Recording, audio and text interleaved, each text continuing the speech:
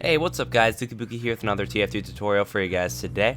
Going to right off the bat apologize for my voice. I am a bit sick right now, but today I'm going to be discussing the spy revolver, the Ambassador, and how to get better at using it.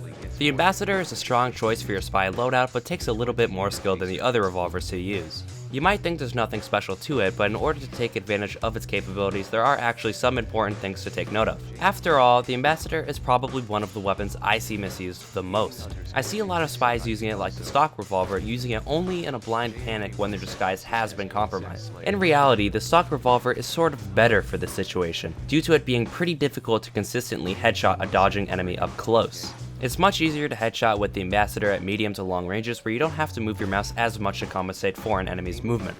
Some might compare the Ambassador to the Desert Eagle from CSGO, but they're actually quite different.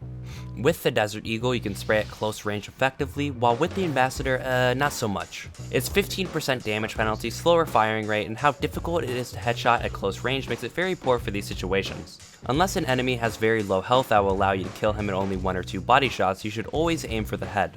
Try to avoid panicking when an enemy is up close to you, and still try to aim for their head. One thing that the Ambassador can do better than the stock is picking off distant enemies who are on low health. Critical damage has no fall off, so an Ambassador headshot therefore can do 102 damage at long range, while the stock revolver does only around 20. But remember that items like the Darwin's Danger Shield may cause you to do different damage.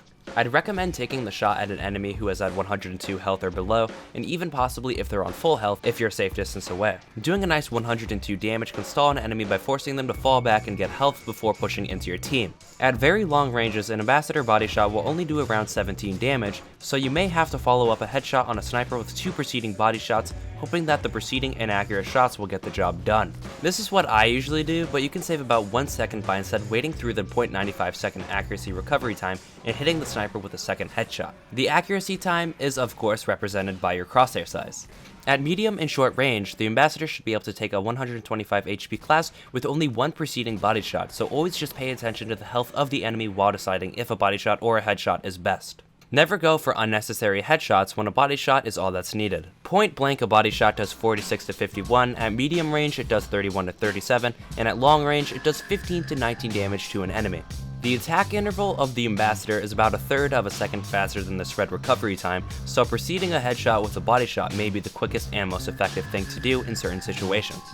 Another important thing to note while using the Ambassador is to not get too cocky. Often spies get overly aggressive with the Ambassador, going for super risky kills and being reckless.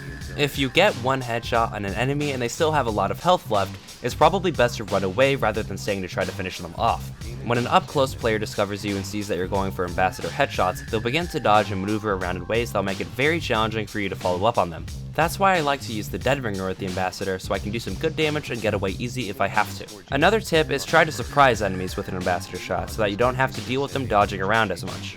It's very easy to do so while you're disguised and the enemy thinks you have your knife out about to go for a trick stab. And of course, if the enemy doesn't see you, they probably won't be jumping around or strafing much, allowing you to easily line up and take your shot. And my last tip for you guys today is don't be that spy who literally only uses their Ambassador. At this point, it's 100% better to just play sniper instead. My final tip for you guys is to practice aiming so you can get headshots easier and more consistently. You don't have to only practice with the Ambassador to get better at aiming. Aim skill should carry over from sniper and scout as well. That's going to wrap up this tutorial, so I hope you guys all enjoyed it and you learned something new. The Ambassador is one of the hardest to master weapons in this game, so I hope I summed it up well for you guys. If you enjoyed the video, show it by giving me a like, feel free to check out my other TF2 tutorials and videos, and subscribe for more content like this in the future. And I also want to give you guys a huge thank you for 300 subs and counting.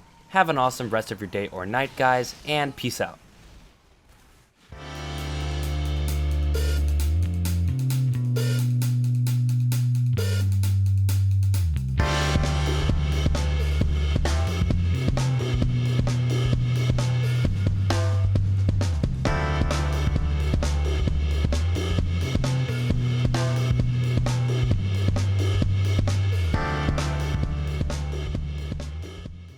This is what I usually do, but you can save up. This is what I usually do, but you can save about 1 second by instead waiting the.